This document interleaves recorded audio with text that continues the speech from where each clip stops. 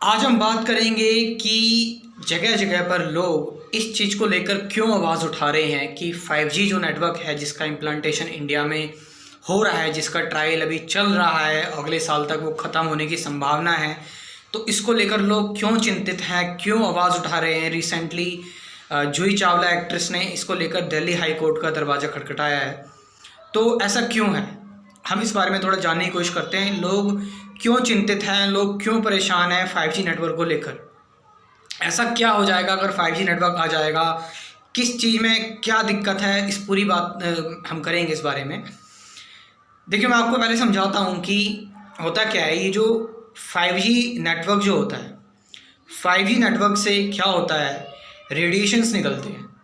और वो जो रेडिएशंस होते हैं वो क्या करते हैं, वो हमारी बॉडी के अंदर जाकर हमारे डीएनए के साथ छेड़खानी करते हैं रेडिएशंस। और जब वो रेडिएशंस हमारी बॉडी के अंदर जाकर डीएनए के साथ छेड़खानी करते हैं तो उससे जो डीएनए का मॉलिक्यूलर स्ट्रक्चर है वो बदल जाता है, जिसकी वजह से कैंसर भी हो सकता है।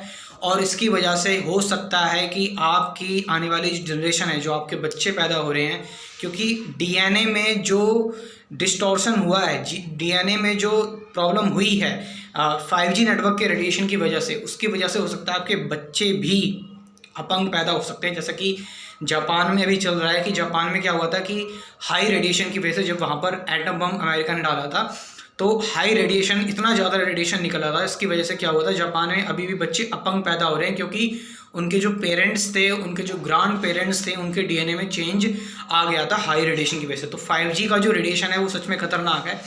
अब बात करते हैं रेडिएशन क्या होता है, ये क्या है ये रेडिएशन। देखिए, रेडिएशंस जो होते हैं वो दो तरह के होते हैं, एक होते हैं आयनाइजिंग और एक होते हैं नॉन आयनाइजिंग। अगर हम बात करें आयनाइजिंग रेडिएशंस की, तो आयनाइजिंग रेडिएशंस क्या होते हैं, ये बहुत ज़्यादा खतरनाक होते हैं। आयनाइजिंग रेडिएशंस, अगर हम इनके एक्सपोजर में कुछ मिनट भी रह जाए ना तो हमारे डीएनए के स्ट्रक्चर चेंज कर देते हैं ये।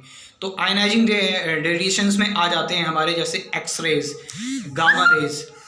ठीक है, तो एक्सरेज और गामा रेज जो है वो आयनाइजिंग रेडिएशंस होते हैं। वो एकदम से जाएंगे बॉडी के अंदर, सेल के साथ रिएक्ट करेंगे, सेल को आयनाइज कर देंगे और बहुत तरह की दिक्कत क्रिएट कर सकते हैं, मॉलिक्यूलर स्ट्रक्चर चेंज कर सकते हैं और कुछ सालों बाद हो सकता है कैंसर भी हो सकता है।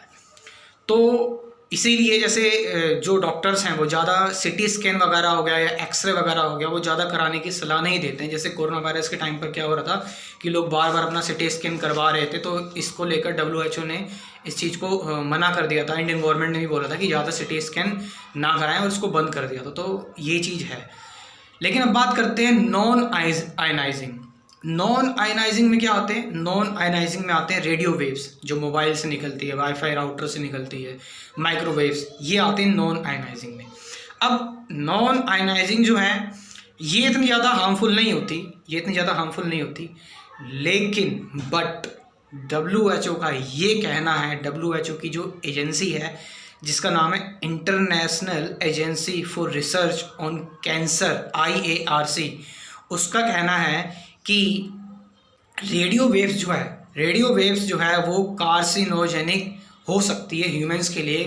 कार्सिनोजेनिक का मतलब होता है कि वो कैंसर कॉजिंग हो सकती है। इस पर और भी रिसर्च अभी बाकी है, अभी रिसर्च चल रही है। यानी कि कहने का मतलब यह है कि कांस्टेंट अगर एक्सपोजर होगा रेडियो वेव्स का, और तुम्हें पता है 5G में क्या होगा, 5G में जो रेडिएशन है वो बहुत हाई होंगी, जो रेडियो वेव्स हैं वो बहुत ज़्यादा फ्रिक्वेंसी से जाएंगी। तो 5G में क्या होगा कि रेडिएशन बहुत ज़्यादा होगा, तो इसकी वजह से क्या होगा, कांस्टेंट एक्सपोजर होगा, बार बार हमारा रेडियो वेव से एक्सपोजर होगा, तो ये हमारे अंदर कैंसर कर सकती हैं, पक्षियों के लिए हार्मफुल हो सकती हैं, इन्वायरमेंट के लिए हार्मफुल हो सकती हैं, तो ये खतरा कर सकती हैं। देखिए, अब बात करते हैं कांस्टेंट अगर एक्सपोजर की बात करें तो कांस्टेंट एक्सपोजर तो हो रहा है, मोबाइल से हम हमेशा चिपके रहते हैं, मोबाइल से ही सब कुछ हो रहा है आज के टाइम पर।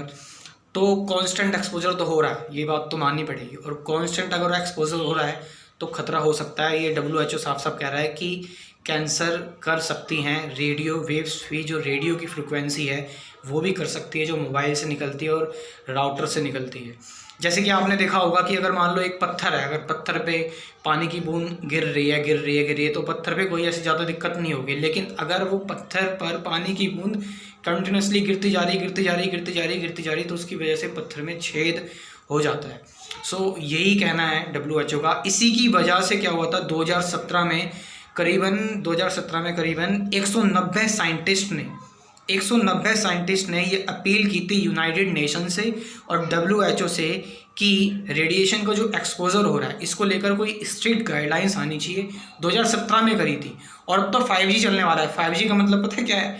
5G का मतलब ये है कि इंटरनेट की स्पीड इतनी ज़्यादा तेज़ हो जाएगी, टेक्नोलॉजी इतनी ज़्यादा आगे हो जाएगी कि जो बड़ी से बड़ी चीज़ें भी इंटरनेट से चलेगी। जैसे गाड़ी इंटरनेट से चलेगी, सोच रहे हो कितनी ज़्यादा खतरनाक रेडिएशन होगा। बहुत सारी चीज़ें जो हैं वो इंटरनेट से चलेंगी, चारों तरफ से हम रेडिएशन से घिरे रहेंगे। सो यही लोग बोल रहे हैं, जूही चावला का भी यही कहना है कि इसका ट्रायल तो हमने स्टार्ट कर दिया है, लेकिन कुछ स्ट्रिक्ट गाइडलाइंस होनी चाहिए जिसकी वजह से जो ये रेडिएशन है ये हमारे लिए हार्मफुल ना हो।